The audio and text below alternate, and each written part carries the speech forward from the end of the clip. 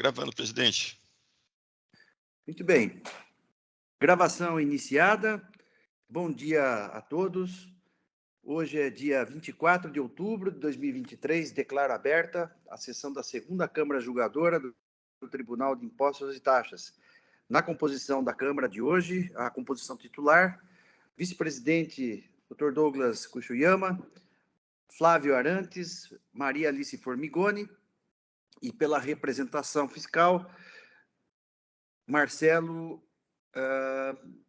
deixa eu ver aqui, não está aparecendo na minha tela aqui. Ishikawa. Marcelo Ishikawa. Isso. Seja bem-vindo, Marcelo. Obrigado. Substituindo hoje o Tabir, não é? Nós temos hoje, vou abrir aqui no EPAT a sessão, nós temos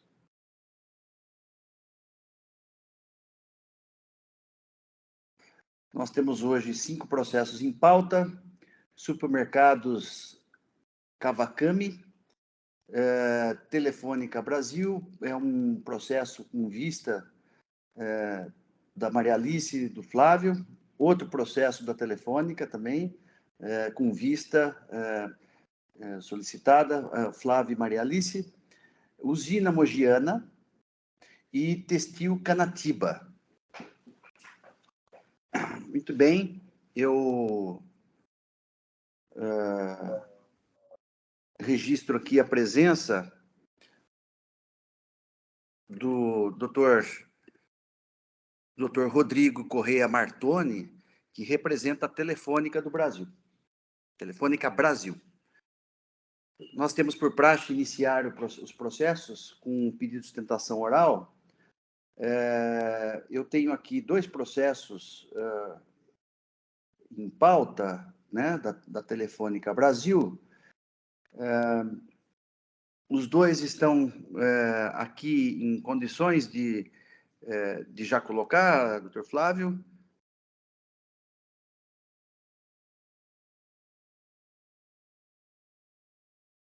Bom dia a todos. Doutor Orivaldo, o de final 533, o de final 683, eu gostaria de pedir para devolver para a pauta da próxima sessão, porque ainda tem uns detalhes nele que eu não terminei de analisar. Tá, a sua proposição é retirar de pauta os 2 processos, é isso? Não. Podemos julgar o de final 533. E retirar de pauta o 683. Devolver para a próxima sessão. Tá. Então, eu vou em primeiro lugar, retirar de pauta o processo final 683 da Telefônica Brasil, e aí pautaremos, então, para a próxima sessão. É isso? Ok.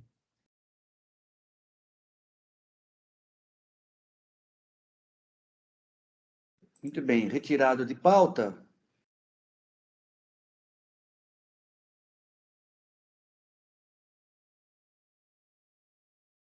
Retirada de pauta. Já apareceu aqui para mim. Então, vamos para o processo AIN 4.129.533.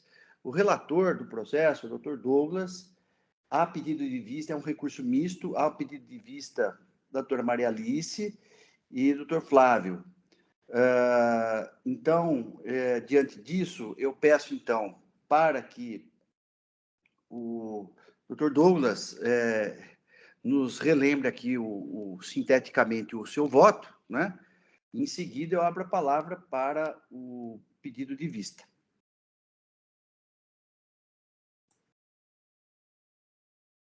Tá. Bom dia a todos de novo. No caso aqui, tem um recurso ordinário interposto pelo contribuinte, recurso de ofício contra a decisão, que julgou procedente empate ou auto-infração, lavrado contra a empresa, que teria cometido a seguinte infração. Infrações relativas ao pagamento de imposto, deixou de pagar o ICMS devido no valor ali indicado no período de janeiro de 2015 a dezembro de 2016, conforme indicado no demonstrativo 1, por ter emitido notas fiscais de serviços de telecomunicações com valores de imposto destacado negativos, reduzindo os totais de débitos de imposto lançados no registro de saídas e declarados em dia. Os referidos documentos fiscais relacionados individualmente no demonstrativo 2 são relativos a prestações de serviços de telecomunicações do contribuinte aos clientes e forem emitidos em via única por sistema eletrônico de processamento de dados. Essa foi a infração, a empresa foi notificada e apresentou defesa, houve manifestação fiscal, pugnando pela manutenção do AIM, sobreveio decisão que manteve em parte a cobrança do crédito tributário, adequando os juros ao teor da súmula 10. Então, nesse caso aqui, houve recurso de ofício da decisão. A representação fiscal apresentou parecer em recurso de ofício, pugnando pelo não provimento do recurso e manutenção da decisão recorrida. A autuada apresentou recurso ordinário, praticamente repetindo os argumentos. Em sede preliminar, nulidade da autuação, devido à ausência de descrição clara e precisa dos fatos. Quanto ao mérito, direito da requerente ao não recolhimento do ICMS sobre valores concedidos a título de desconto incondicional, caráter incondicional dos descontos concedidos pela requerente, validade do procedimento adotado pela requerente com base no convênio 115/2003, artigo 100 do CTN, inexigibilidade de multa de ofício e dos juros de mora, ilegalidade da multa, necessidade de reenquadramento, abusividade de caráter confiscatório da multa aplicado sobre o valor da operação, indevida aplicação da multa sobre o valor atualizado principal e impossibilidade de incidência de multa sobre juros e ilegalidade e inconstitucionalidade dos juros de mora. O contribuinte apresentou contra-razões também ao recurso de ofício. E aí, quanto ao recurso de ofício, eu neguei provimento com base também na súmula 10 do TIT. Não conhecia as questões, as alegações quanto ao caráter confiscatório das multas e atualização da base de cálculo também da multa. O primeiro ponto é com relação à alegação de inconstitucionalidade, que a gente não pode reconhecer ou acolher, enfim. E quanto aos juros sobre a multa, súmula TIT número 13. E com relação ao mérito, eu estava dando provimento ao recurso do contribuinte, com base nas alegações de que seriam descontos incondicionais e por isso não sofreria incidência do imposto, com base nas provas, enfim. Eu acho que basicamente são esses os fundamentos. Ok, agradeço, doutor Douglas. Antes de abrir a palavra para os juízes em vista, doutor Marcelo, eu vou precisar, como tem recurso de ofício, eu preciso registrar aqui sua presença. Se você puder me colocar identificação de algum documento, o RG, por exemplo, para eu poder registrar no sistema, eu mandei uma mensagem no chat, se você puder, só para eu poder, aí eu registrando a presença, eu abro para o registro do voto vista. Vou mandar.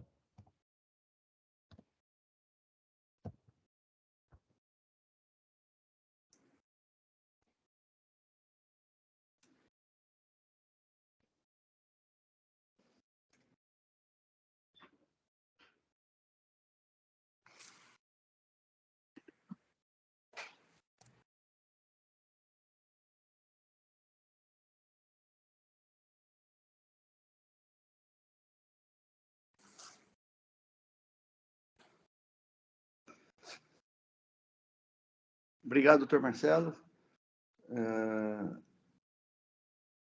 Muito bem, já os registros já foram feitos.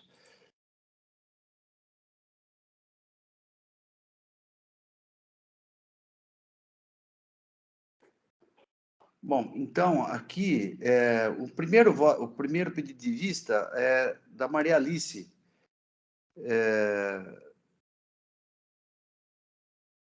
Então, eu abro, pela sequência aqui, eu abro a palavra a Maria Alice para que apresente o seu voto. Com a palavra, Maria Alice. Bom dia, doutor Orivaldo, bom dia a todos. Então, nós combinamos na última sessão que o doutor Flávio traria o voto e eu o acompanharia, porque nós Tá. temos o mesmo entendimento. Então, eu declino aí da minha palavra e passo para o doutor, devolvo, né, para passar para o doutor Flávio. Tá. Então, Flávio, você já poderia, então, salvar, pelo menos, porque eu vou ter que primeiro fazer o registro do voto da Maria Alice, então, eu preciso que você apresente o voto para a gente acompanhar. Não vai precisar do registro, que você não vai conseguir fazer o registro. Mas aqui já entra no sistema, você salvando aí o voto, né? Antes do registro. E aí a Maria Alice poderia, no voto vista, já fazer né, a sua manifestação, acompanhando, né?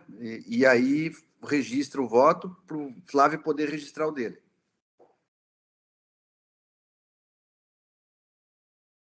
E aí, enquanto o Flávio se pronuncia, não é? A Maria Alice analisa aí o voto do Dr. Flávio.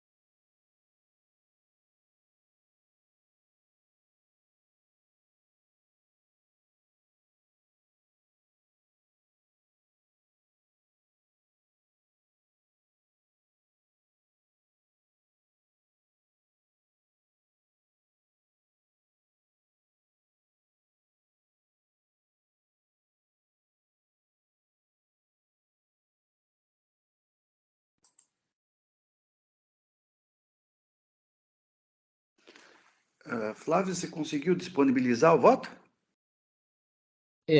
Aparece para mim aguardando o registro da doutora Maria Alice. Eu acho que só depois que ela registrar que eu vou poder registrar. Entendi.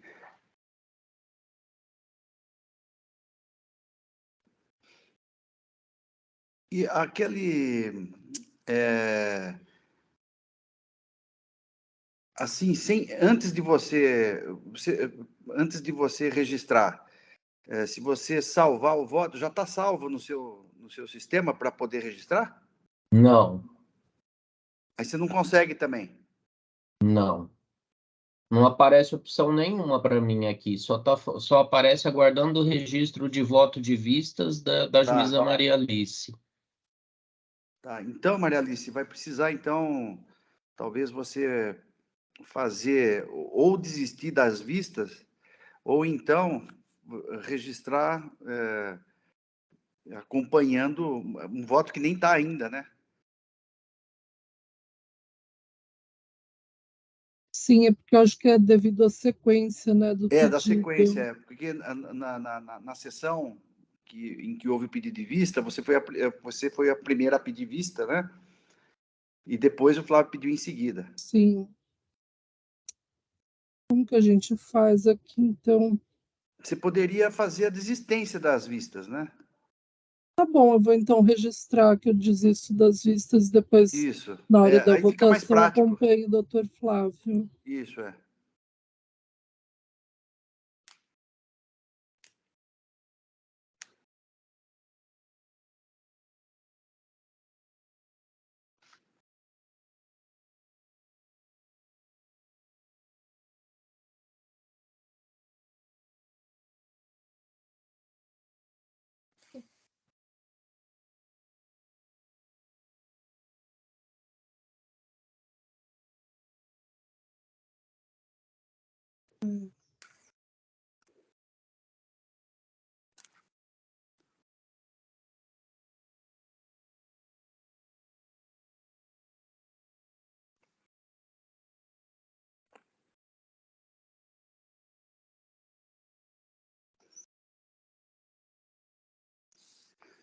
Pergunto para vocês se a minha imagem ela tá boa?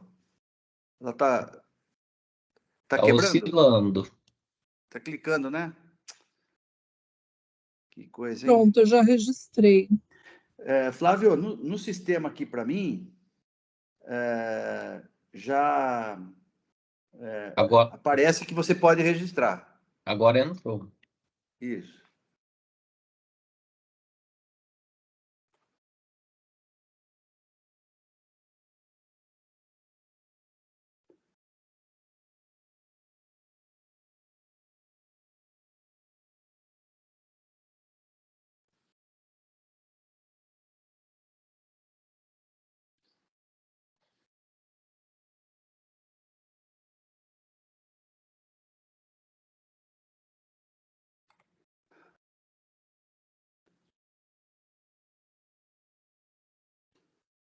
O doutor Douglas já nos relembrou o voto dele. Uhum. Então, assim que o Flávio registrar o voto,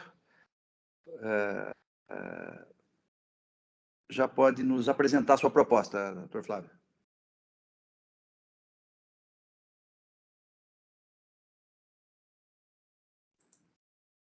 Só um momentinho aí.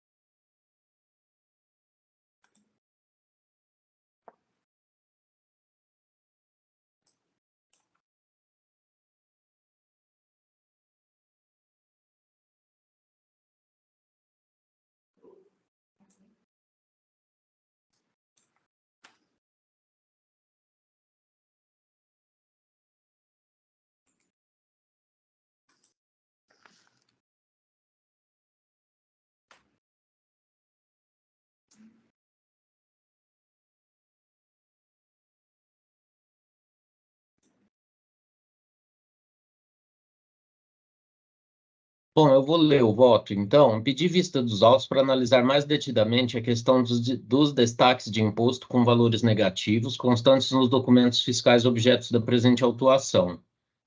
De início, pela precisão e por celeridade processual, adoto o relatório do ilustre juiz Dr. Douglas Kuchiyama, ao qual desde logo rendo minhas homenagens, concordando desde logo com o julgamento no tocante ao recurso de ofício. No tocante ao recurso ordinário, concordo também com as razões do relator em relação às preliminares e aos consectários legais. Todavia, discordo apenas quanto à questão a qual foi dado provimento.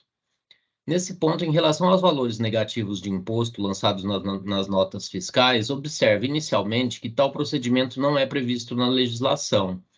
De fato, ao contrário senso do que diz o artigo 37, parágrafo 1º, item 1 do RICMES, pode-se inferir que descontos incondicionais eventualmente concedidos de fato não integram a base de cálculo do ICMS.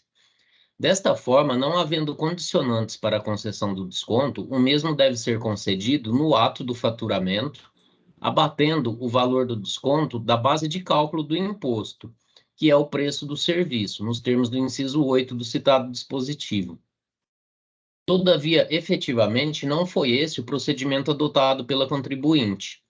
Da amostragem juntada aos autos pelo fisco, conforme folhas tais, observa-se que não há concessão de desconto vinculado ao preço dos itens faturados, sendo que são realizados lançamentos negativos na base de cálculo do ICMS de forma autônoma, ou não explicitamente relacionadas com os demais itens faturados, chegando-se, naqueles casos, em valores negativos para a base de cálculo e ICMS destacados nas faturas apresentadas. Isso contraria a regra estabelecida pelo artigo 37, que admite o abatimento dos descontos incondicionais da base de cálculo do imposto, representada pelo preço. Ou seja, a base de cálculo do imposto é sempre o preço, podendo ser abatido do preço os descontos incondicionais concedidos. Não há previsão legal para que se considerem descontos ou créditos concedidos ao consumidor como sendo uma base negativa do imposto. Ou seja, o desconto não pode ser maior que o preço. O suporte legal apontado pelo contribuinte para justificar seu procedimento é o Convênio ICMS 11503, cláusula 5ª, inciso 5, a linha B, que diz o seguinte, aí eu transcrevo aqui a cláusula 5ª, e fala que pode haver, fala o seguinte sobre valores negativos, que na coluna observações do registro de saídas, pode haver um resumo com os somatórios dos valores negativos agrupados por espécie, de natureza meramente financeira, que reduzem o valor contábil da prestação ou da operação e não tenham nenhuma repercussão tributária. Nesse ponto, convém trazer ao caso o entendimento da Receita Federal sobre a natureza dos descontos condicionais e incondicionais, representada pela solução de consulta COSIT 34/2013.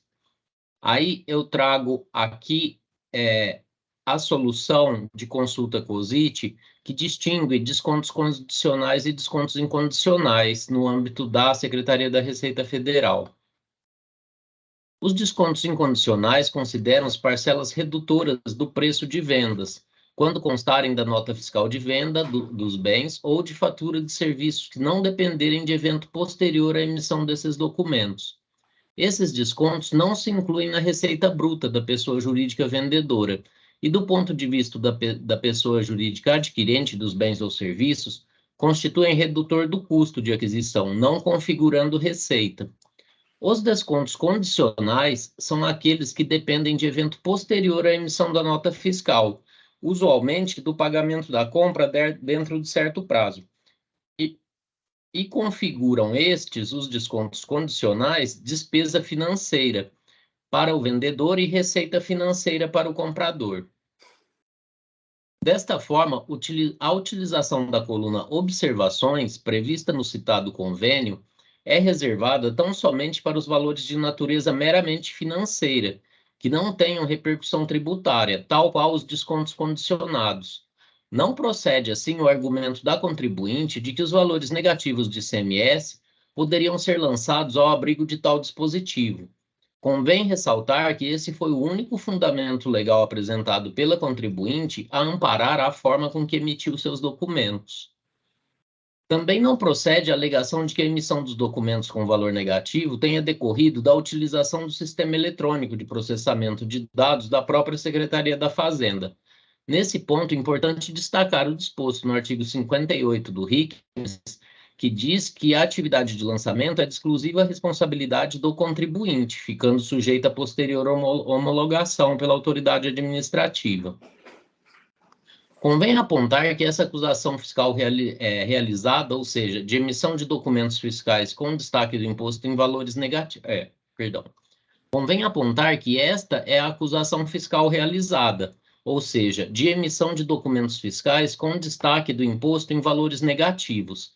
Veja-se a acusação fiscal realizada. Aí eu transcrevo aqui o relato da acusação, que diz o seguinte: deixou de pagar o ICMS por ter emitido notas fiscais de serviço de telecomunicações com valores de imposto destacado negativo, reduzindo os totais de débito de imposto lançados no livro Registro de Saídas. Aí eu volto ao voto.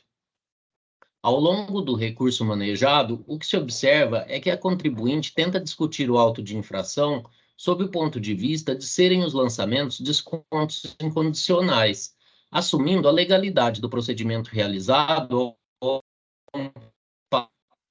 do convênio 115. Não autoriza o procedimento da forma como realizado. Nesse ponto, apontar a observação realizada pela autoridade fiscal quando de sua manifestação fiscal. Aí eu trago aqui um trecho da manifestação do auditor fiscal após a apresentação da defesa, que diz o seguinte: convém reforçar que a motivação para a lavratura do AIM foi a falta de pagamento de imposto decorrente da emissão de notas fiscais de serviço de telecomunicação pelo contribuinte com valores totais de base de cálculo ICMS negativos, que constitui a irregularidade principal objeto do presente trabalho fiscal. Aí eu também destaco aqui um trecho do que foi decidido na primeira instância. No entanto, e mais importante, contrariamente ao alegado, o contribuinte não está sendo autuado porque teria deixado de incluir na base de cálculo descontos incondicionais, mas porque emitiu notas fiscais de serviço de telecomunicação com valor negativo do imposto, conduta esta não prevista na legislação. Então, a questão não é nova no Tribunal de Impostos e Taxas, já tendo sido algumas vezes enfrentada sob tal ângulo. Não há de se falar em práticas reiteradamente observadas pela administração, nos termos do artigo 100 do Código Tributário Nacional. Aí eu trago aqui 2 julgamentos sobre esse enfoque da base de cálculo negativa, um realizado em 2015 e outro realizado em 2017, para afastar essa alegação de práticas reiteradas da administração tributária. Volto ao voto. Ainda que se supere a irregularidade no preenchimento dos documentos fiscais, visto que o desconto deveria ser concedido em relação ao preço do serviço e não lançado como um item autônomo de valor negativo, também se verifica da amostragem de notas fiscais de serviço de telecomunicação colacionadas aos autos pelo fisco, que os valores lançados muitas vezes não se caracterizam como descontos incondicionais. Chama a atenção, dentre os lançamentos negativos, a rúbrica saldo a seu favor, onde aparentemente é transportado o valor negativo apurado em fatura anterior, gerando um segundo crédito de ICMS para contribuinte com base no valor negativo, provavelmente já acreditado em fatura anterior, situação que sequer se aproxima do conceito de desconto. Há outras rúbricas que se caracterizam tipicamente como descontos financeiros, ou seja, descontos concedidos em razão de eventos não conhecidos no momento da venda do serviço, tais como os descontos por interrupção na prestação do serviço. Nesse sentido, observa-se as seguintes rúbricas de descontos: desconto interrupção do serviço vivo fixa, desconto de interrupção linha residencial massivas, desconto de interrupção serviço internet fibra. Nesse sentido, a premissa adotada como linha de defesa pela contribuinte, generalizando a acusação fiscal sobre a rúbrica de descontos incondicionais, encontra-se, ao menos em parte, certamente descolada dos fatos acusados, que envolvem desde transportes de saldo até descontos em razão de interrupção do fornecimento dos serviços contratados, situação que a toda prova constitui um evento futuro incerto ao contratado entre as partes.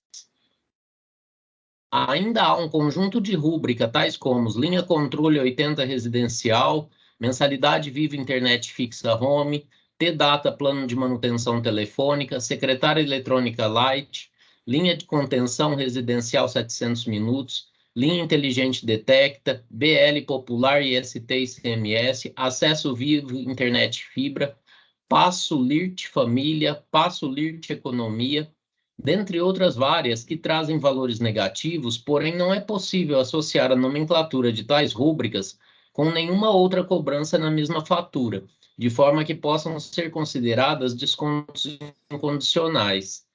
Por fim, ainda quando é possível associar os descontos concedidos com algum tipo de assinatura de serviços, a matéria não parece suficientemente clara no sentido de serem os descontos incondicionais.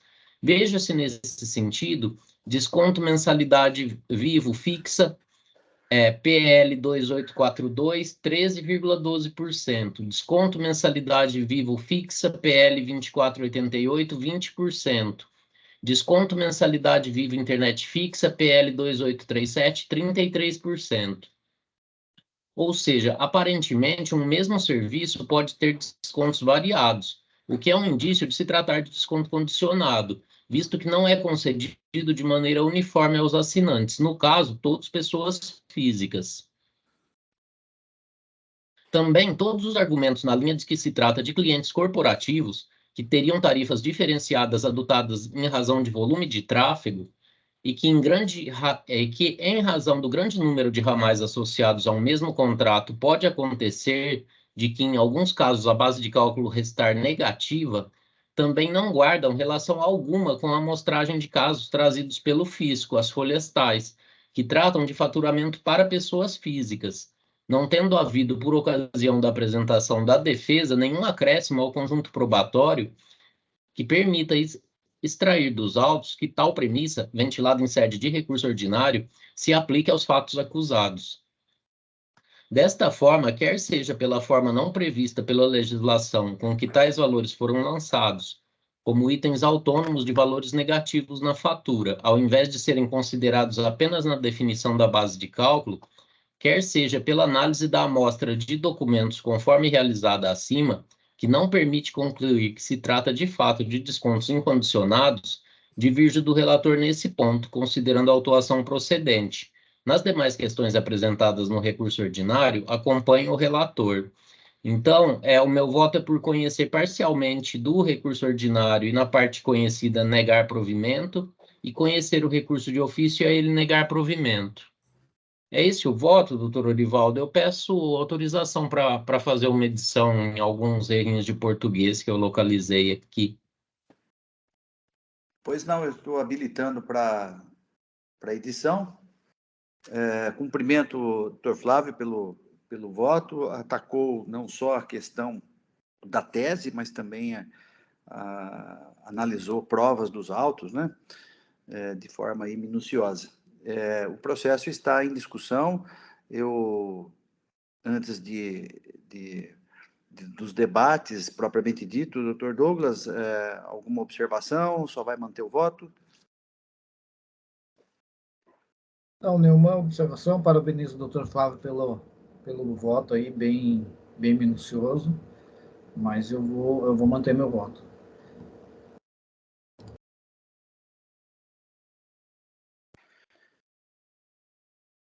Muito bem, doutora Maria Alice.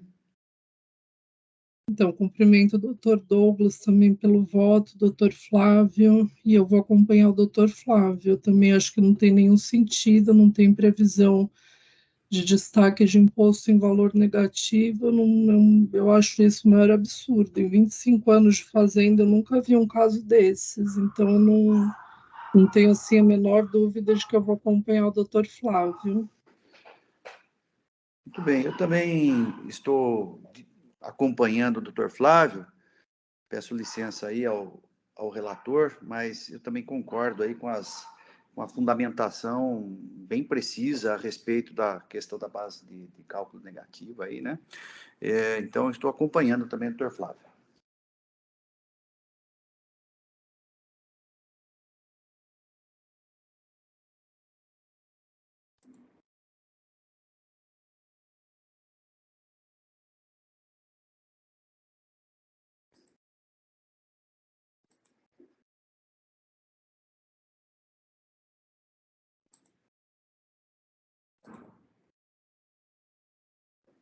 Terminei aqui, doutor Orivaldo. Podemos prosseguir. Podemos prosseguir.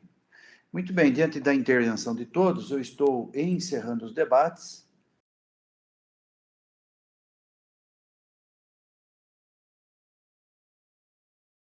Eu peço que os senhores juízes confirmem presença para quórum de votação. Todos confirmados.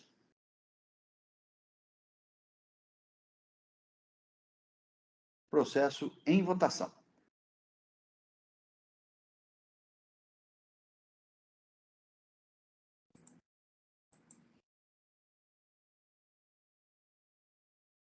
Só tem uma dúvida aqui, doutor Orivaldo. Em relação ao voto da doutora Maria Alice, eu creio que nesse momento seria interessante editar o voto, porque senão o voto dela vai ficar constando como desistência do pedido de vista e ela não vai poder votar na sessão. Deixa eu me ver aqui, porque não houve só... Deixa eu ver aqui como é que está. Ficou uma desistência do pedido de vista sem o mérito. Então, eu vou habilitar, Maria Alice, para você, no voto, você edita o seu voto, por favor, manifestando que você está acompanhando o voto vista do Dr. Flávio. Já está habilitado. Desculpem, caiu meu sistema. O que o doutor... foi bem quando o doutor Flávio começou a falar. O seu voto só manifesta desistência. Você registrou o voto manifestando desistência. Então, você precisa editar o voto acompanhando o voto visto do Dr. Flávio, para a gente poder... senão você vai ficar sem opinar, né? Sem decidir, né? Sim, então já estou editando. Voto neutro. Eu já vou editar, só um minuto.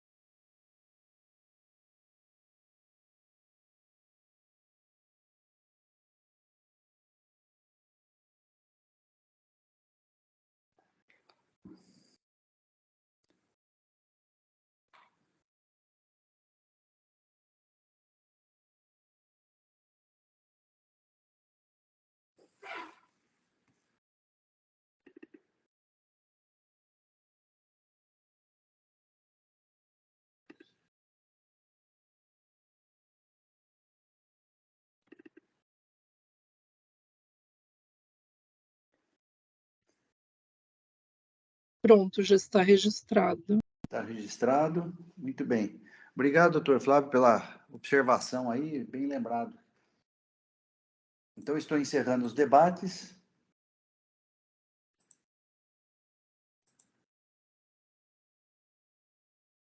Aguardo confirmação de presença, todos confirmados. Agora sim, processo em votação.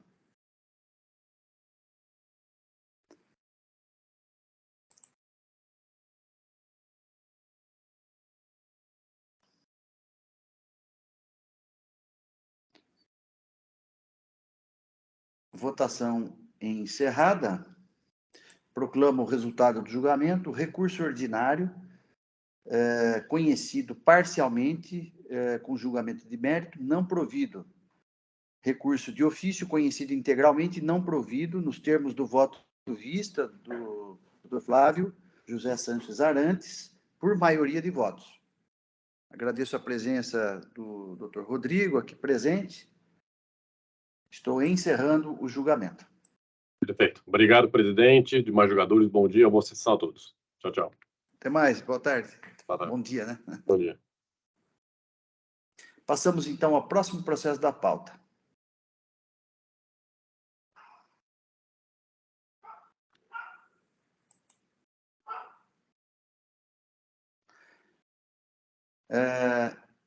Vamos para o primeiro da pauta. Supermercados Kawakami Limitada, o relator é o Dr. Douglas, o AIN é o 4.125.082. Não há pedido de sustentação oral, de modo que eu passo a palavra ao ilustre relator para que apresente seu voto. Dr. Douglas, com a palavra. Se me permitem, na verdade é bem tranquilo, é um pedido de retificação de julgado. O que aconteceu? Eu dei, na verdade, o voto o resultado do julgamento foi que foi dado provimento com relação à questão da alíquota. Tem uma redução de alíquota lá que acho que é melhor eu começar a ler, daí. Na verdade, sim, só para explicar rapidinho, porque eu comecei, porque na verdade, assim, eu dei provimento no mérito e eu mantive a multa. E aí o pedido de retificação de julgado é só com relação a essa questão da multa, porque eu dei provimento, esse processo teve um pedido de parcelamento, parcelou uma parte, só que é uma infração só, e eu dei provimento quanto ao mérito. E aí, só que eu mantive a multa. Então, eu acho que é melhor ler aqui para ficar mais claro e para todo mundo ficar mais confortável, se for o caso. Então, é um pedido de retificação de julgado contra a decisão que deu parcial provimento ao recurso ordinário interposto pelo contribuinte, em que foi dado provimento parcial para que fosse aplicada ao caso a alíquota de 12%, com a redução da base de cálculo de 70%, de modo que a alíquota final seja de 8,4%, em que a empresa teria cometido originalmente a seguinte infração: deixou de pagar o ICMS no montante ali indicado no período de janeiro de 2015 a dezembro de 2016 por emissão de cupons fiscais, ECF, cupons fiscais eletrônicos, os montantes relacionados ao demonstrativo 1 constante do relatório circunstanciado, referentes a operações tributadas como não tributadas e com erro na aplicação das alíquotas de saída, conforme se comprova pelos documentos juntados. O contribuinte confessou parcialmente o débito de forma irretratável, renunciou ao contencioso administrativo, solicitou a aplicação da diminuição da penalidade nos termos do artigo 527C do RICNAS. A empresa foi notificada, apresentou defesa, nulidade por falta de observância da lei instituidora do programa não conformes e do equívoco da interpretação quanto à aplicação das alíquotas e consequente glosa sem observância das alíquotas e consequente glosa sem observância das peculiaridades que permeiam o caso. A decisão da DRJ foi mantida, manteve o auto.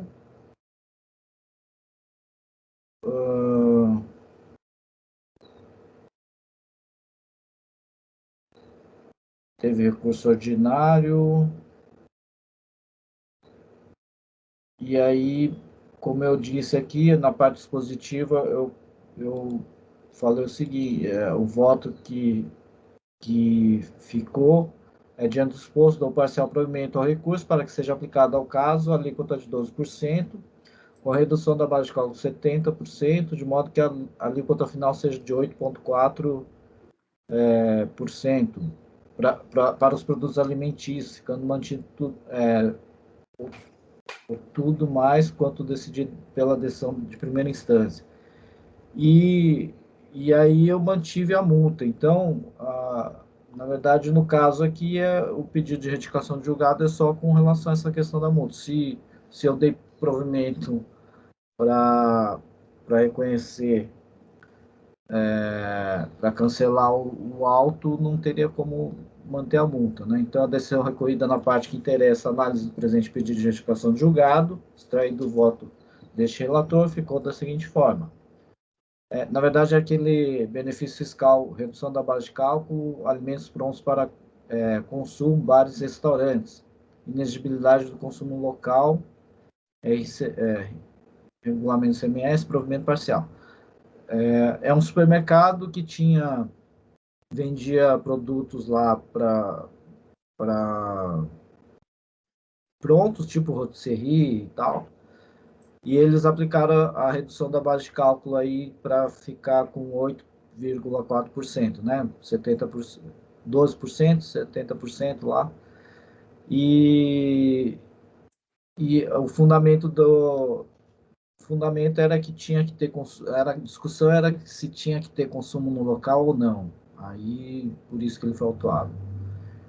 Então na verdade, essa é a ementa. Então, benefício fiscal, redução de base de cálculo, alimentos prontos para consumo, bares e restaurantes, inexigibilidade do consumo local, regulamento do CMS, provimento parcial. E aí, na parte do voto ali, eu mantive a multa, na verdade, com base na alegação de confiscatoriedade, mas, no caso aqui, resta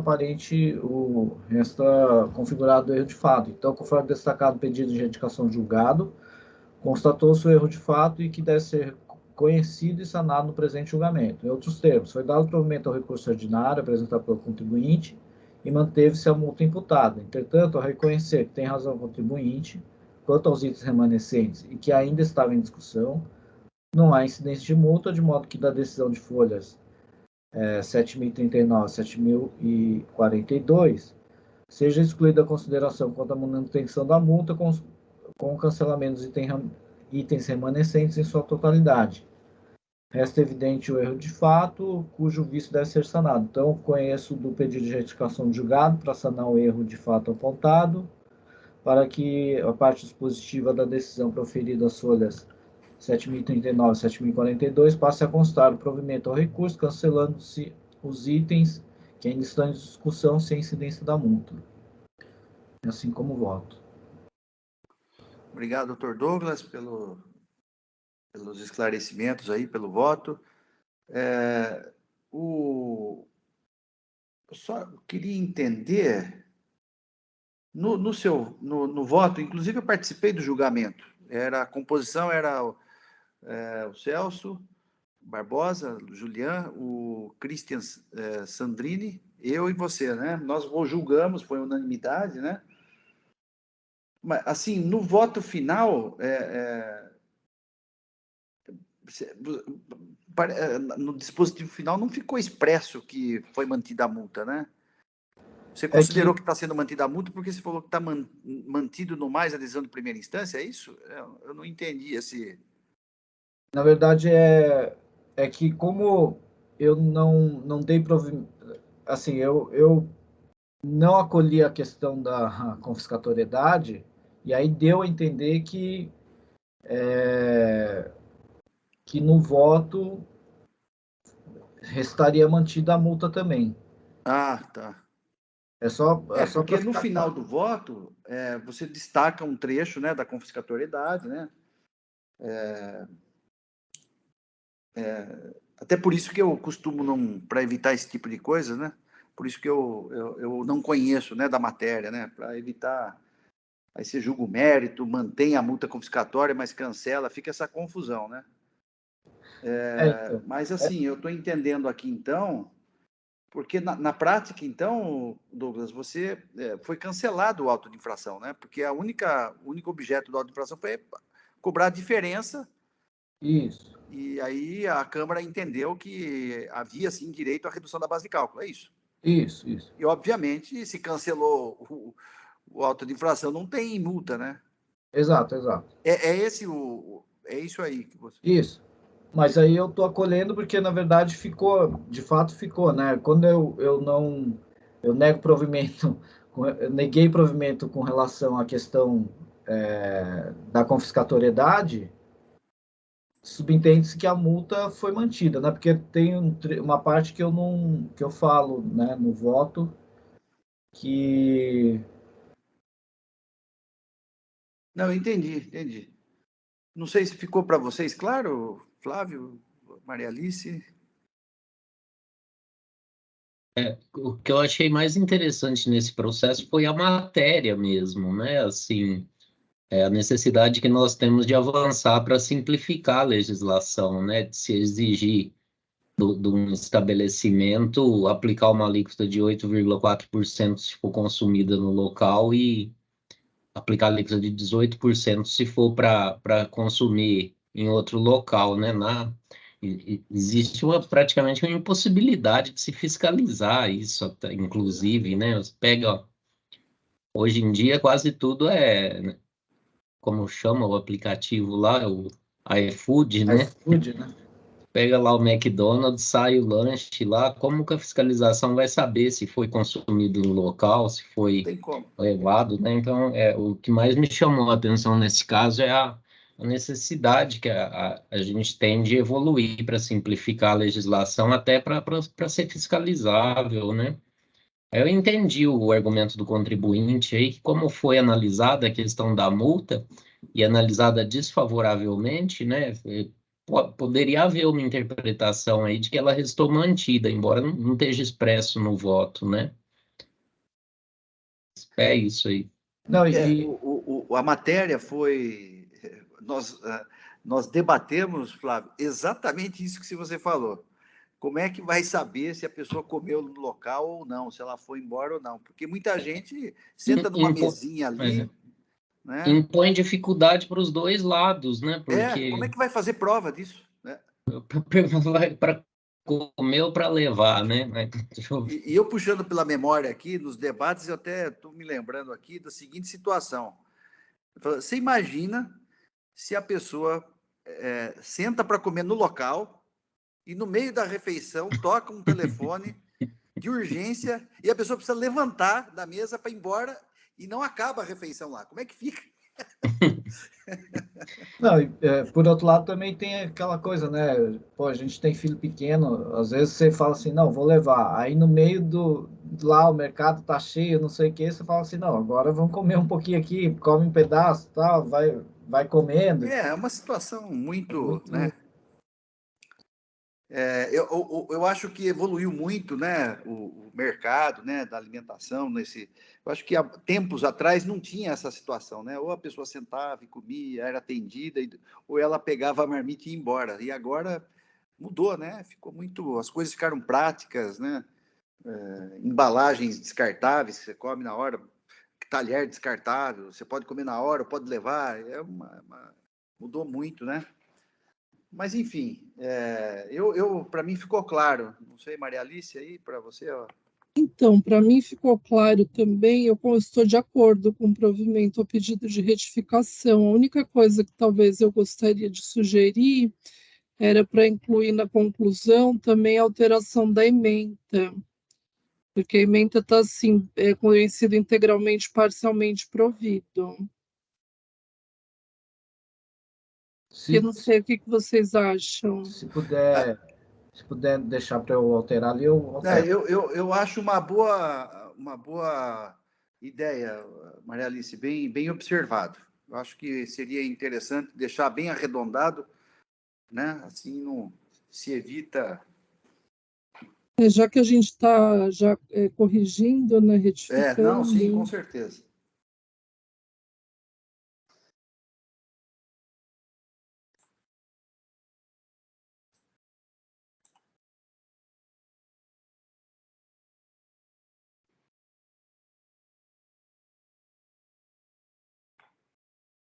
O dispositivo final ficou claro, né?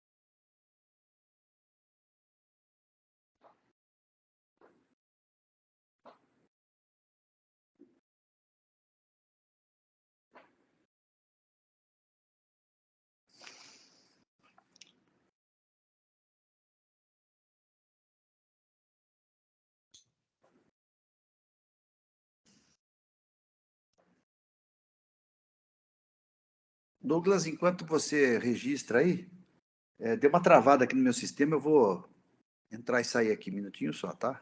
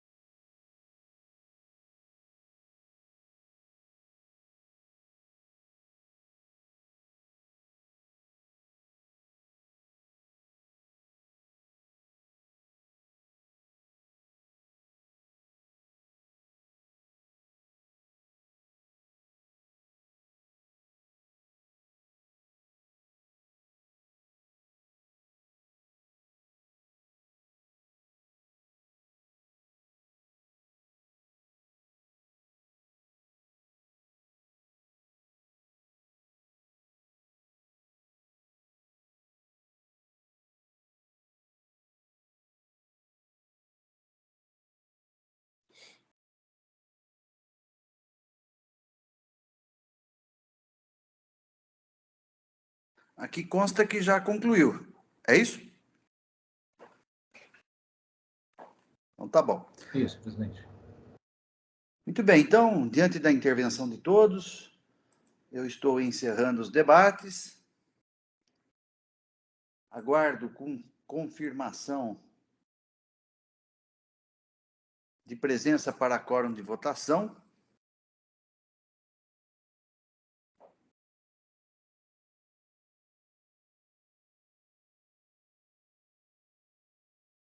Todos confirmados. Processo em votação.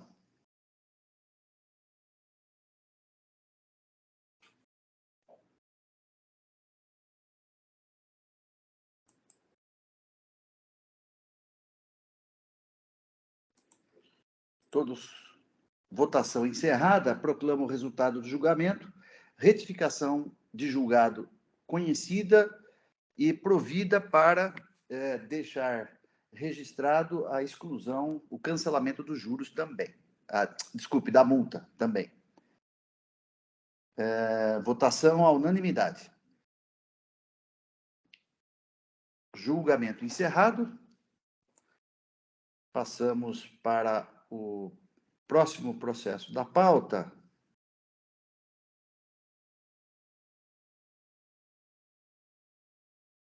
Usina Alta Mogiana, S.A., Açúcar e Álcool, AIN 4.142.791. A relatora, a doutora Maria Alice, que também não há aqui pedido de sustentação oral. Eu passo, então, a palavra à ilustre relatora. Doutora Maria Alice, com a palavra. Pois não, doutor Orivaldo, eu só estou terminando aqui de editar, só um momentinho.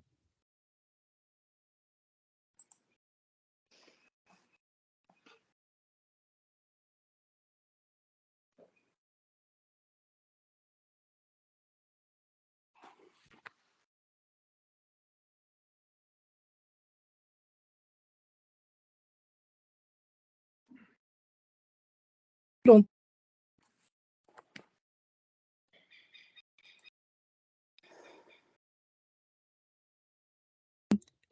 Então, o caso é o seguinte, é um processo, uma autuação de creditamento indevido do ICMS no mês de agosto de 2017, a título de crédito extemporâneo sobre aquisição de ativo permanente adquiridos no período de janeiro de 2001 a março de 2004, lançado no campo da GIA, cujo crédito é vedado nos termos do artigo 20, parágrafo 5º, inciso 7 da Lei Complementar 87. Notificado a esclarecer a origem do crédito lançado, o contribuinte apresentou planilha utilizada na composição do valor, limitando-se a informar que, acobertado por decisão judicial, apropriou-se integralmente de crédito sobre a aquisição de ativo imobilizado ocorrida no período de janeiro de 2001 a junho de 2004. Ele tinha sido autuado em 2005, faça a declaração de constitucionalidade do artigo 20 da Lei Complementar 87/96. Em 2017, firmou o pagamento do AIN e lançou o valor singular do AIN junto à GIA de agosto de 2017, conforme se comprova pelos documentos juntados. Então, esse caso é assim, a autuada, ela impetrou mandado de segurança e teve a segurança concedida para poder se creditar integralmente, imediatamente, do ICMS sobre aquisição de ativo imobilizado. E assim ela fez de janeiro de 2001 até junho de 2004. Porém, depois sobreveio essa declaração de constitucionalidade do artigo 20 da Lei Complementar 87, que dispõe sobre apropriação fracionada, em 48avos ao longo de 48 meses e dentro daquela proporção das saídas tributadas em relação ao total de saídas.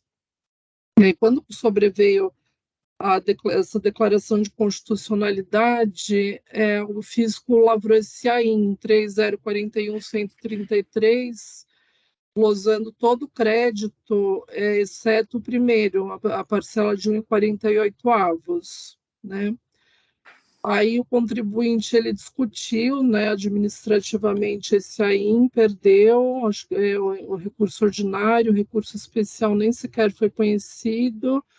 Aí o crédito tributário foi inscrito em dívida ativa. Aí não sei exatamente os detalhes, assim, porque acho que teve execução fiscal, discussão judicial, só que em 2017 ele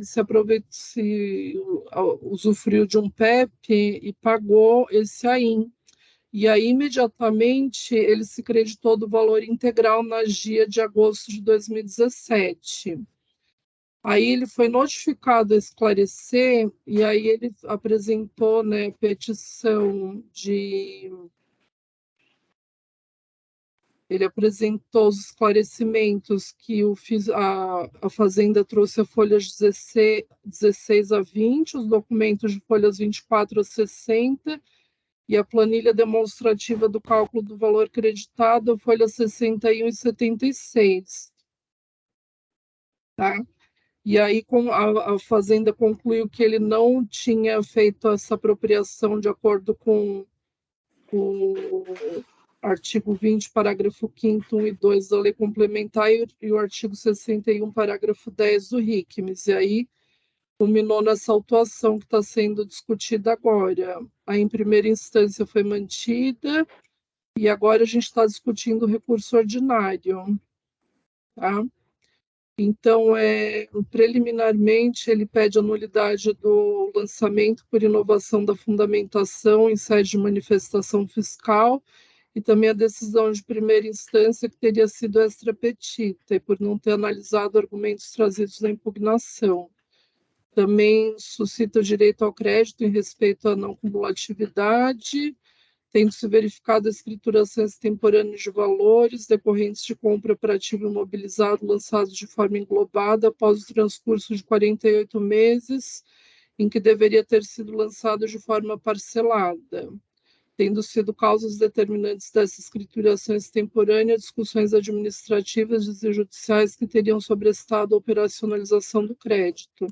Também se insurgiu contra o montante da multa aplicada, ressaltando seu caráter confiscatório desproporcional, cálculo dos juros de mora acima da taxa Selic. Houve apresentação de contrarrazões, com a manifestação da representação fiscal pelo não provimento do recurso ordinário. Então, agora, passando ao voto, eu não conheço do recurso ordinário no tocante às alegações sobre o montante da multa em face do artigo 28 da Lei 13.457. Quanto às preliminares de nulidade da autuação e da decisão de primeira instância, entendo que não devem ser acolhidas.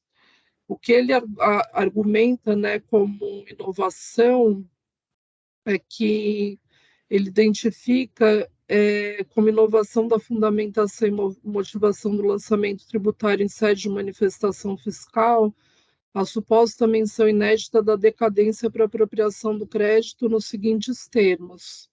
Aí aqui, entre aspas, que eu estou transcrevendo. Vê-se assim a total modificação do critério jurídico do lançamento fiscal, onde primeiramente se diz que deveria a recorrente se apropriar do crédito ao limite autorizado de 1,48 por mês relativo à aquisição de ativo imobilizado, para na sequência, como se a realidade apresentada na impugnação surpreendesse, adaptar o raciocínio até então inexistente ao perecimento do direito creditório pelo transcurso do prazo decadencial, nunca antes suscitado no decorrer da fiscalização e por isso mesmo não afastado em sede de impugnação. Então, eu coloco no voto que o que constou, os argumentos constantes da manifestação fiscal não configuraram a inovação da fundamentação e motivação do lançamento, como afirma a recorrente, pois estão consonantes com as informações constantes do relato da infração e com os documentos apresentados juntamente com a AIN, além de que foram expendidos levando em conta o que foi argumentado pela recorrente na impugnação. No relato do AIN, identificam-se expressamente como motivos da acusação a decadência verificada com relação à apropriação de crédito de bens do ativo efetuado em agosto de 2017 em relação à entrada de bens realizadas entre janeiro de 2001 e março de 2004, com a menção ao prazo estabelecido no artigo 20, parágrafo 5º, inciso 7 da Lei Complementar 87/96, que é indicado como um dos dispositivos legais infringidos.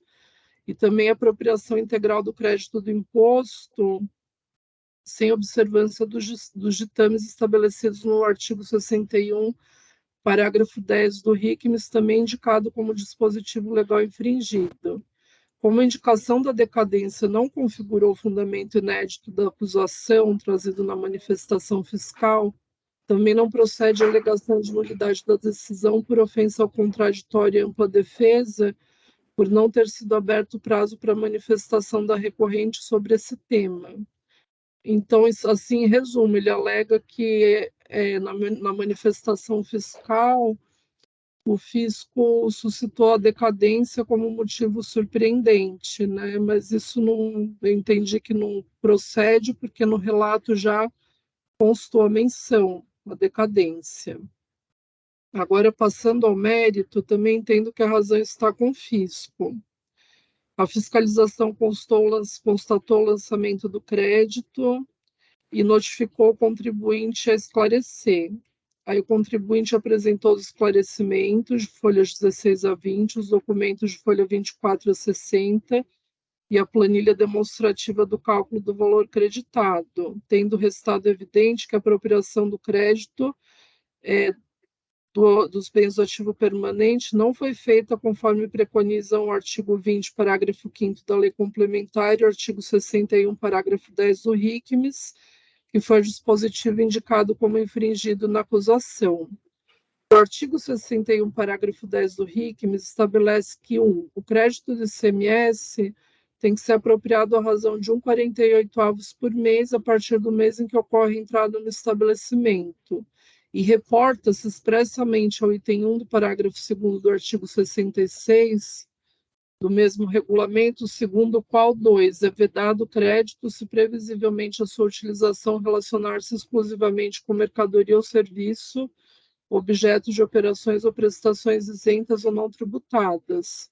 Para operacionalizar essas duas regras fundamentais, estabelecidas nos referidos dispositivos, foi instituída a disciplina da Portaria CAD 25/2001 e alterações, por meio da qual tornou-se obrigatória a apuração do crédito do ICMS de bem do ativo permanente por meio do livro Controle de Crédito do SIAP, né?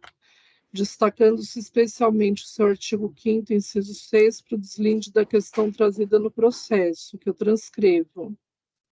Tá? E esse inciso 6 cuida justamente da apropriação mensal do crédito, determinando que o valor do crédito tem que ser obtido multiplicando-se o valor total do crédito pelo fator igual a 1,48 da relação entre o valor das operações de saída e prestações tributadas e o total das operações de saída e prestações do período.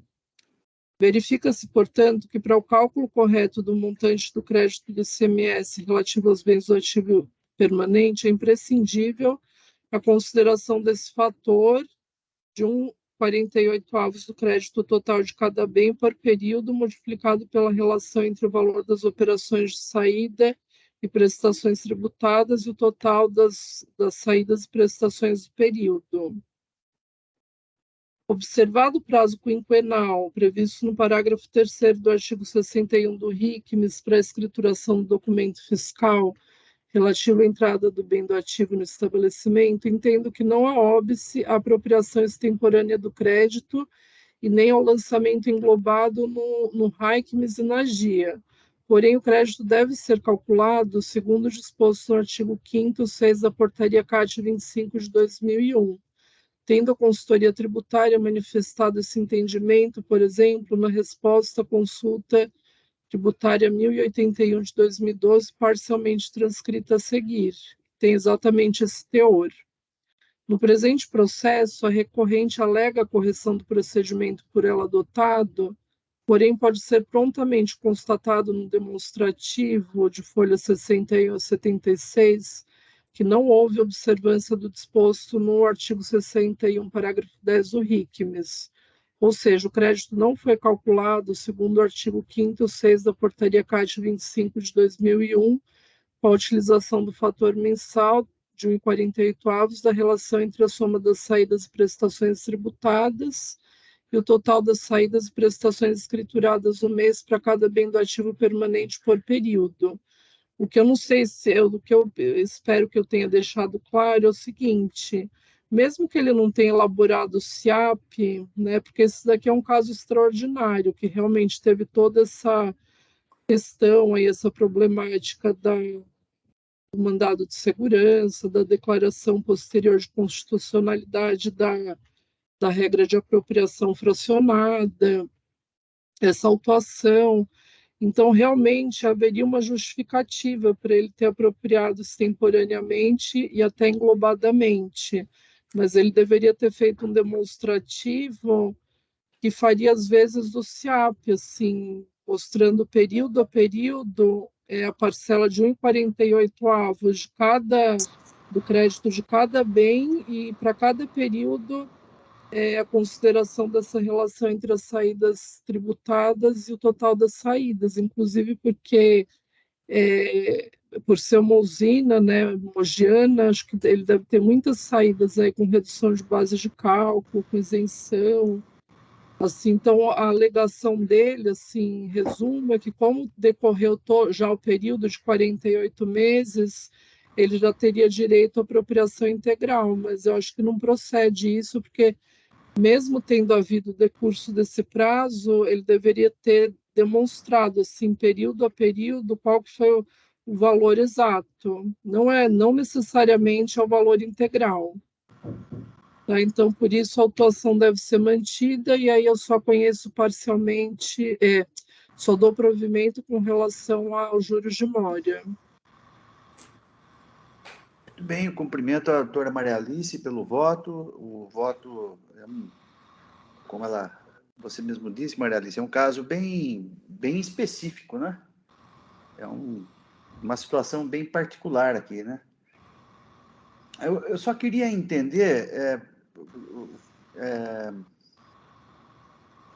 assim, ele teve uma decisão judicial favorável e depois essa decisão, ela caiu, né? Por conta da decisão do Supremo, foi isso? Sim, ele impetrou um mandado de segurança e aí foi concedida a segurança mesmo em sentença, tá? E aí ele foi se apropriando de 2001 a 2004 integralmente, assim, ele adquiria o bem do ativo permanente e já se apropriava integralmente do crédito. Baseado na decisão que ele tinha. Isso, mas Aham. aí depois, quando veio a declaração de constitucionalidade do artigo 20 da Lei Complementar 87, aí a Fazenda verificou, né, essas apropriações, aí perdeu o efeito, né, perdeu a validade, a decisão judicial que ele tinha, e aí a Fazenda autuou ele sobre, glosou todos esses créditos. Tá, e você E aí disse que foi esse ele aí, efetuou o pagamento do AIN, é isso? isso, aí ele depois efetuou o pagamento do AIN. E aí esse crédito relativo a esse AIN, ele pegou e apropriou integralmente de novo, em agosto de 2017. Entendi. Só Em que que momento ele pagou o AIN? Assim, ele depois... pagou também em agosto de 2017. Até no relato está constando isso. Ele até junta aqui os comprovantes de pagamento. Ó, no relato está constando aqui na parte finalzinha, em 25 de 8 de 2017, firmou o pagamento do AIN, ocasião na qual promoveu o lançamento do valor singular do ICMS junto à GIA 8 de 2017, conforme se comprova pelos documentos juntados. Então, a princípio, assim, quando eu examinei o caso, eu achei que ele teria razão, mas depois, examinando assim o demonstrativo de cálculo do crédito, aí de folhas 61 a 76, dá para ver que ele simplesmente apropriou, pelo jeito, o valor destacado nos documentos. E aí eu entendo que talvez ele não precisasse ter feito exatamente o SIAP, mas ele deveria ter feito um cálculo equivalente ao SIAP, porque não tem como fugir do cálculo por período, né? Mês a mês, que é um valor, acho que muito preciso, né? Que aí, da entrada de cada bem, a gente tem que considerar o primeiro período, o período da entrada, depois os 48 meses seguintes. Entendi. E aí, para cada período desses, vai ter uma certa composição de frações de 1,48 Sim, eu dos entendi. bens considerados, e aí, em cima desse somatório, a gente tem que aplicar ainda aquele fator. Então, eu acho que não tem como fugir do SIAP. Sim, E o que sim. ele coloca no recurso é que não, que uma vez que transcorreram os 48 meses da entrada dos bens, pela princípio da não cumulatividade, ele já teria direito aos créditos. Entendi. Entendi. Eu entendi a sua posição e... Até a representação fiscal fala que ele teria que ter, então, substituído as dias de todos os períodos. Eu entendo que isso não seria necessário, assim, obrigatório. Ele poderia ter feito, assim, como essas respostas de consulta declaram, né? Entendem também que pode ser feito depois o crédito extemporâneo, Certo. englobado, mas eu acho que o cálculo que foi feito está incorreto.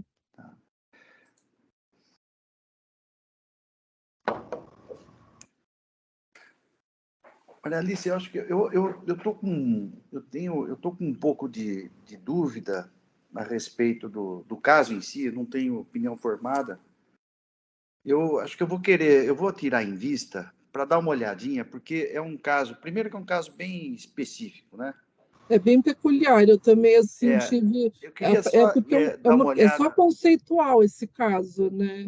eu queria dar uma Só. olhada na decisão judicial, porque quando eu estava na superior, eu sempre proferi votos. Teve situações em que o contribuinte estava cumprindo a liminar, depois a liminar era cassada, né? Eu tenho uma posição teórica que até uma posição que é o Dr. Paulo de Barros Carvalho que defende, né? Que enquanto você está sob o palio da decisão judicial e está cumprindo a decisão judicial, não existe infração, né?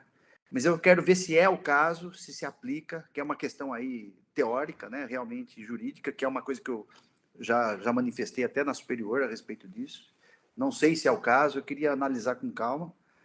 E também essa questão que ele pagou e se creditou, eu queria ver com calma, porque eu estava tentando ver aqui, mas o processo, assim como tem uma certa complexidade, eu não conseguiria chegar doutor, numa conclusão aqui, né, em sim. mesa, né?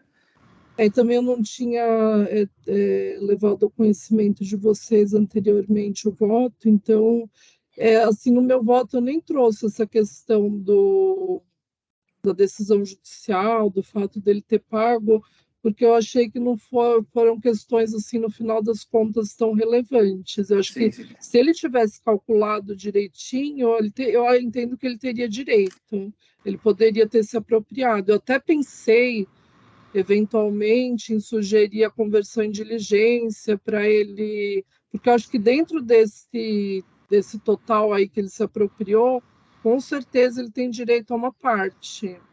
Só que eu acho que não foi demonstrado o valor correto e depois eu cheguei à conclusão de que ele já deveria ou ter apresentado em defesa ou que ele já teve outras oportunidades. Então, assim, eu me senti assim solidária ao contribuinte, porque eu acho que teria sido uma questão de cálculo só.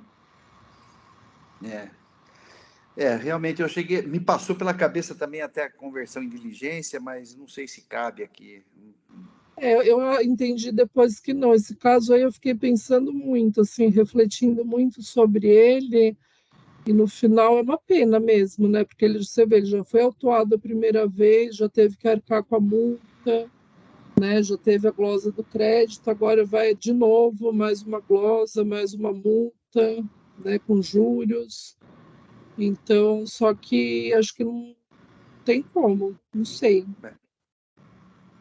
Tá bom, eu vou tirar em vista, eu vou, dentro do possível aqui, eu vou tentar o mais rápido que for possível. Eu não prometo para a sessão próxima trazer, porque o meu exame de qualificação para o doutorado está marcado para o dia 30, que é segunda-feira.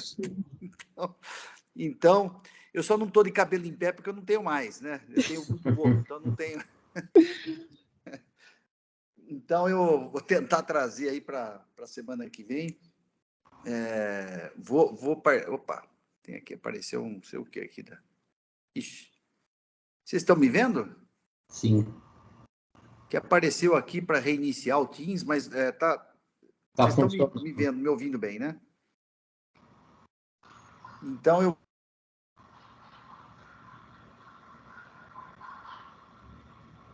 Tá mudo agora.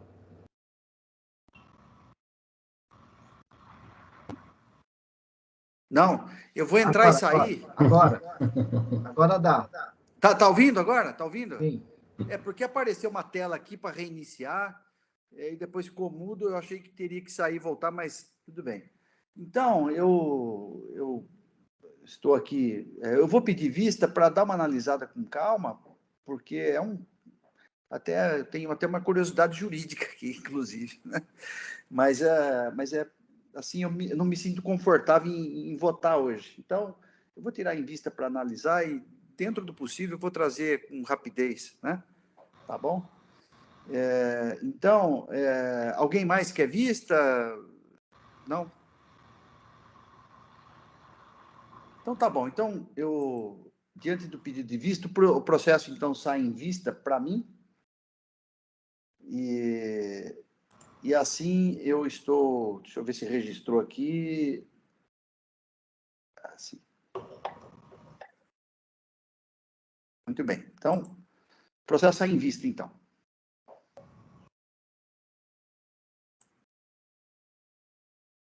Só vou encerrar aqui do processo.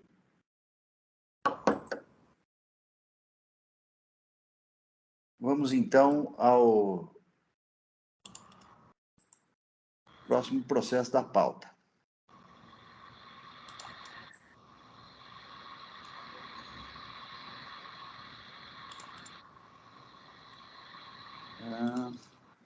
Eu tenho aqui, eu estou voltando aqui para o processo que eu abri a tela aqui da pauta e vi que o processo da Vivo ainda não está encerrado, porque eu precisava declarar o voto vencedor aqui, né? Então, eu vou...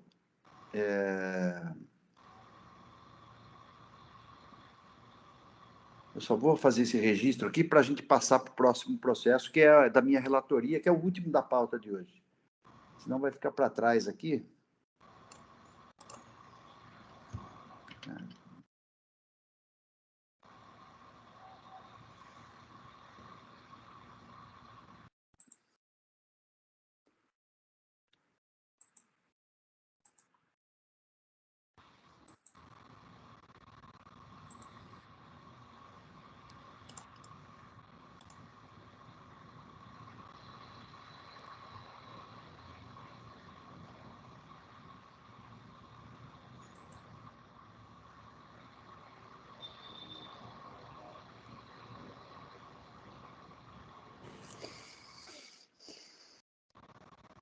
Muito bem.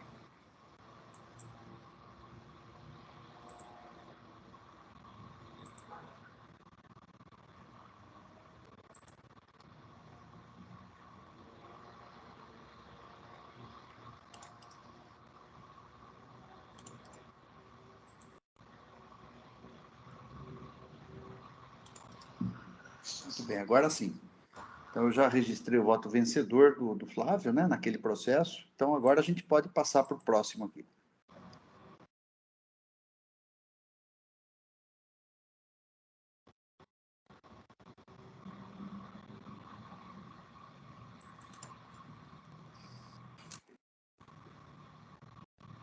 Muito bem, esse daqui é o processo Textil Canatiba, o AIN é o 4552019. Eu sou o relator, é um processo misto, não há pedido de sustentação oral, o voto já está registrado. Eu passo, então, a proferir o voto, apresentar o processo e proferir o voto. Os itens 1 e 2 do AIN é de crédito devido de documentos inidôneos.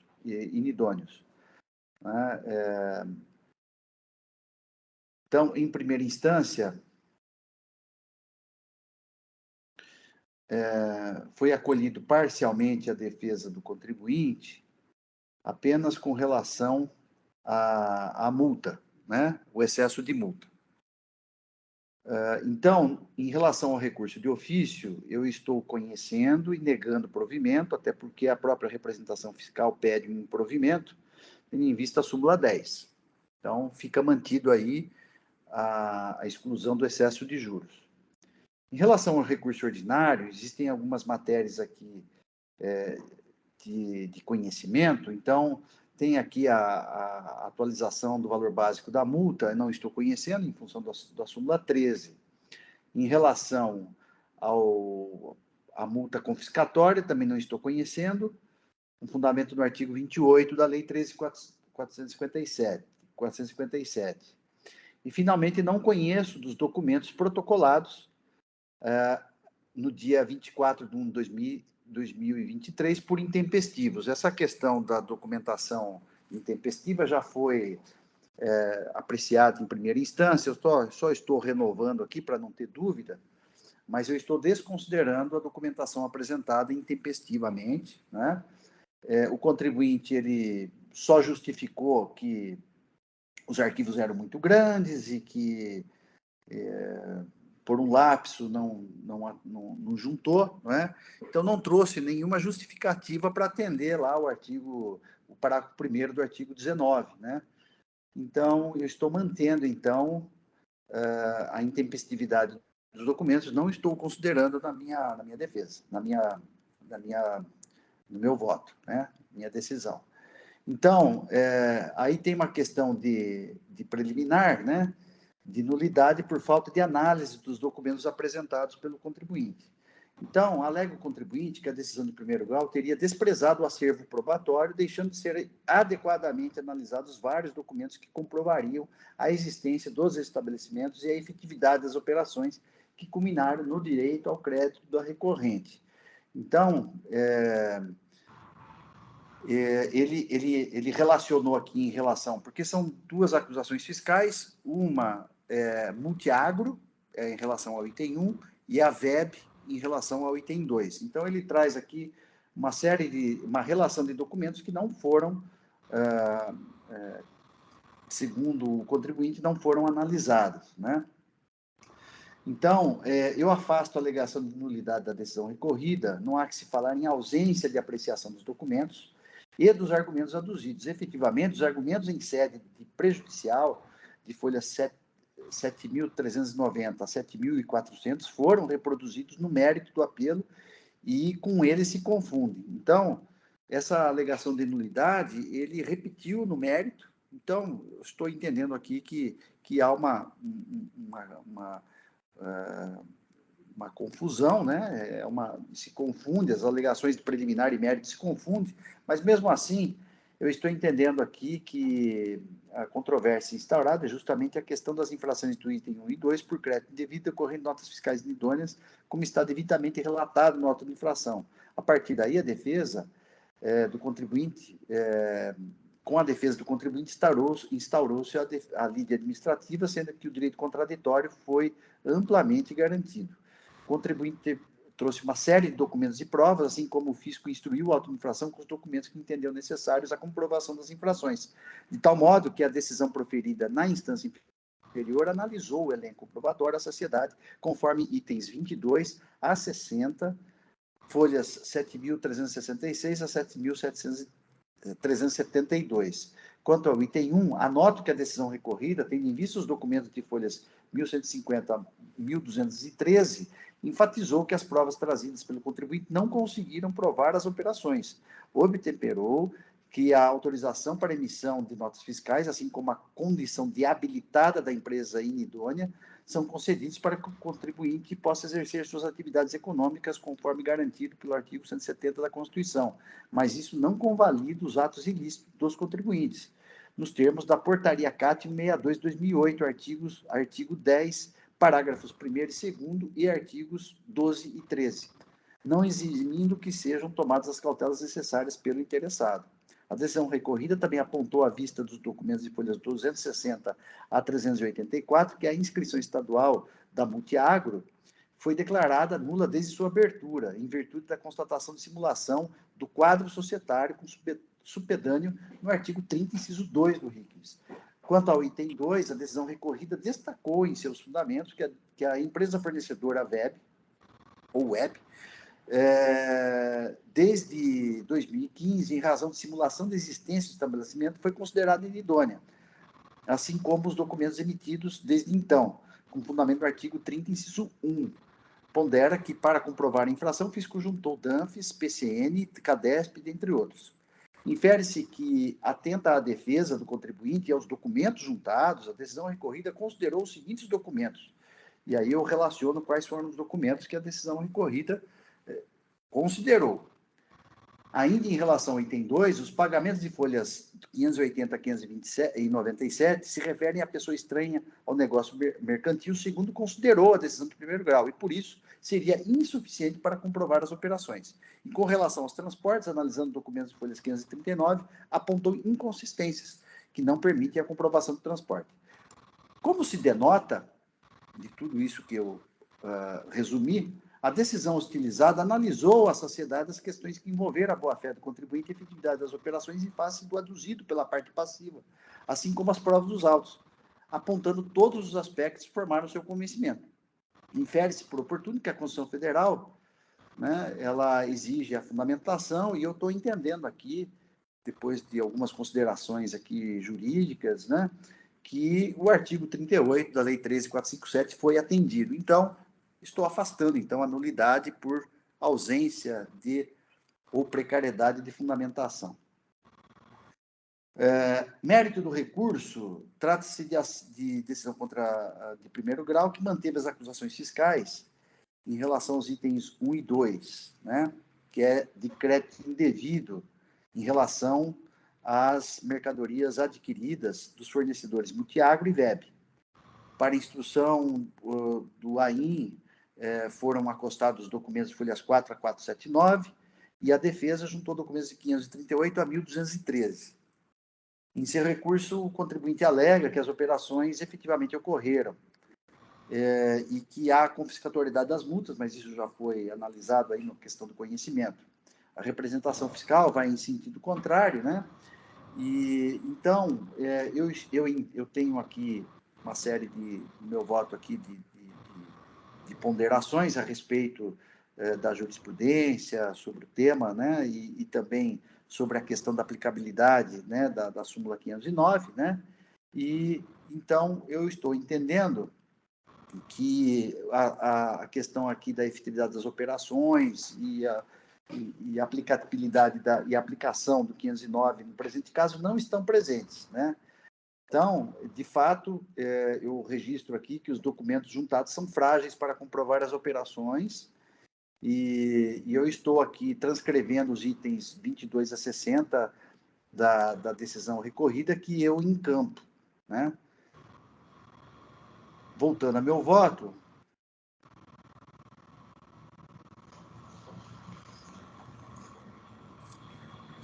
entendo aqui que o fisco se desincumbiu do ônus de provar as infrações fiscais, né? Então, relativamente ao item 1, foi juntado o PCN, que eu entendo que está bem instruído. Em relação ao item 2, também foi juntado o PCN e outros documentos, assim como o item 1. Então, eu entendo que a inidoneidade do contribuinte, embora o contribuinte tente ilidir aí a inidoneidade, eu entendo que está muito bem provado, né? E, então, de modo que a inidoneidade das empresas estão comprovadas, né? Então, analisando a questão da efetividade das operações por parte aí do contribuinte, da boa-fé, eu também não vislumbro comprovadas as operações. Até preciso depois fazer uma correção.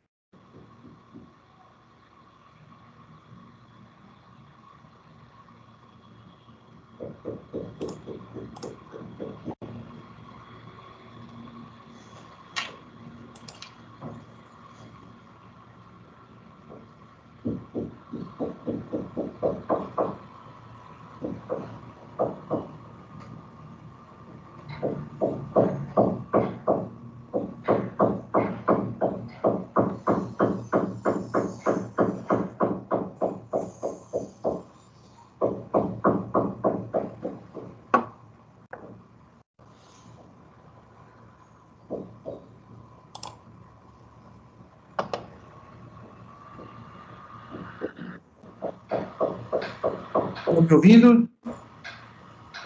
Caiu aqui o sistema. Estão me ouvindo? Vamos lá. Então, em primeiro lugar, eu analisei aqui a questão da prova da inidoneidade, agora estou analisando os documentos do contribuinte, né? Então, quanto às cautelas do contribuinte, é certo que em relação às empresas Multiagro e IBEB foram juntadas consultas prévias, comprovando cautelas mínimas. Todavia, tais documentos isoladamente não têm o condão de demonstrar a ocorrência das operações mercantis. Em conjugação com os demais documentos, como cartão do CNPJ, situação ativa, notas fiscais, contratos celebrados, registro de entrada, livro-razão, SPED, conforme os documentos folhas 539 seguintes, são documentos importantes, mas que também integram o elenco comprobatório a ser sopesado com os pagamentos e o transporte.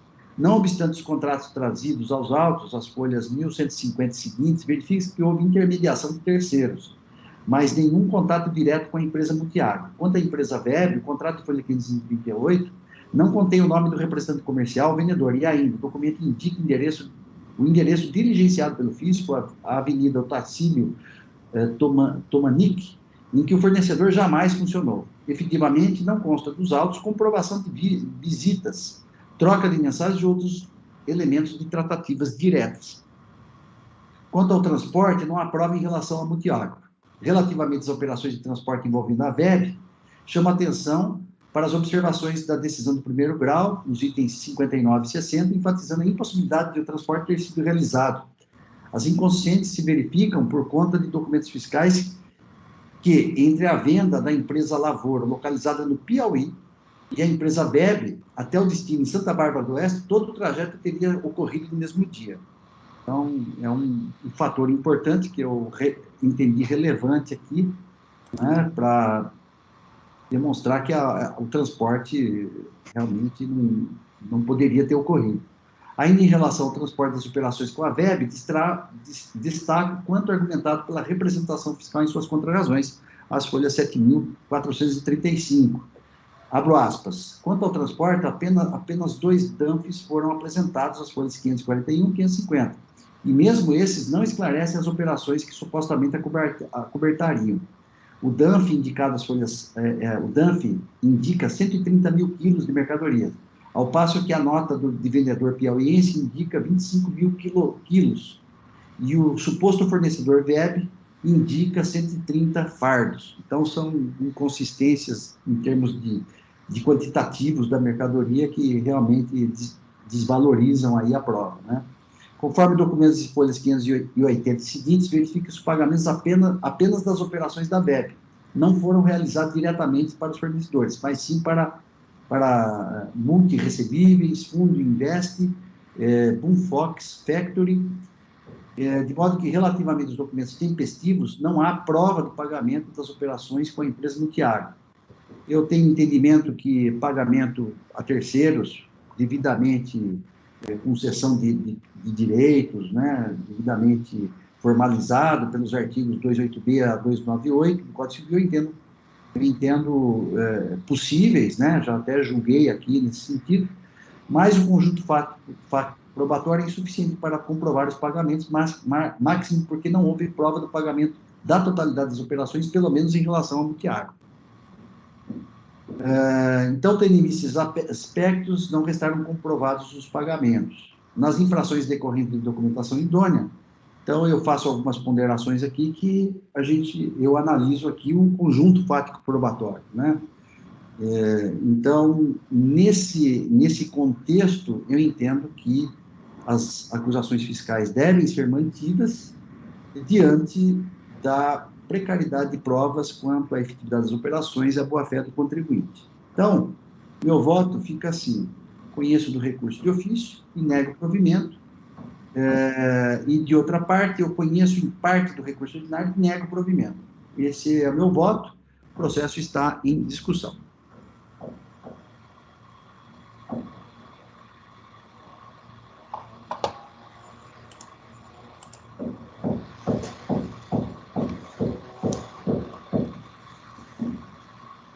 Bom, nós analisamos já aqui na Câmara, recentemente, um caso também envolvendo o fornecedor dessa empresa, né? Naquela oportunidade, eu analisei as provas e a conclusão a que se chegou é que as mercadorias vinham do estado do Mato Grosso, né? E nesse caso também, as provas, principalmente a prova de pagamento, aí, é bastante inconclusiva, né?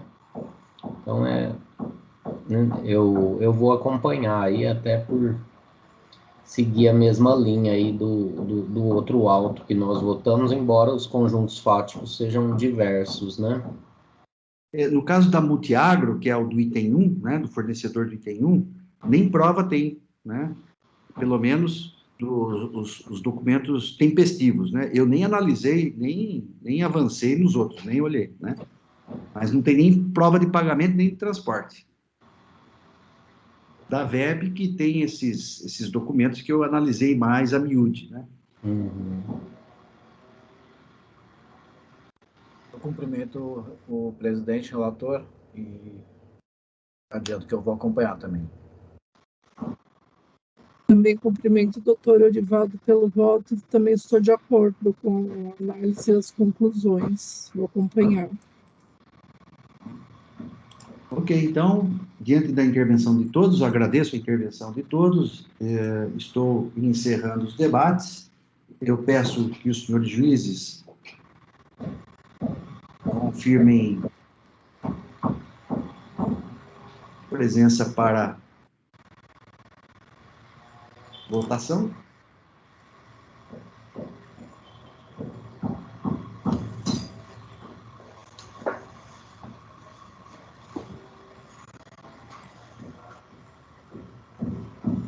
processo em votação.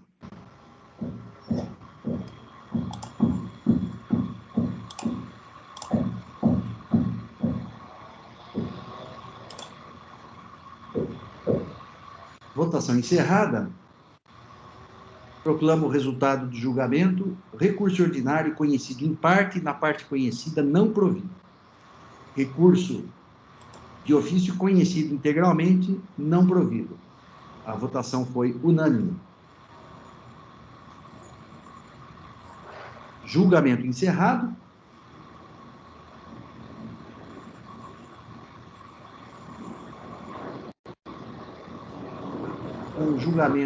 Com o encerramento desse julgamento, eu estou, então, declarando encerrada a sessão de hoje, tendo em vista o cumprimento da pauta. Estou encerrando a sessão no EPAT.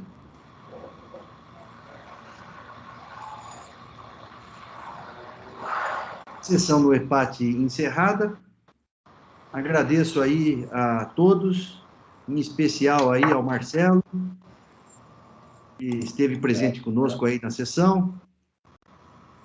Espero que esteja em breve conosco aí, Marcelo. Obrigado, senhor presidente. Muito bem, eu vou pedir então para que o Jailson encerre a gravação.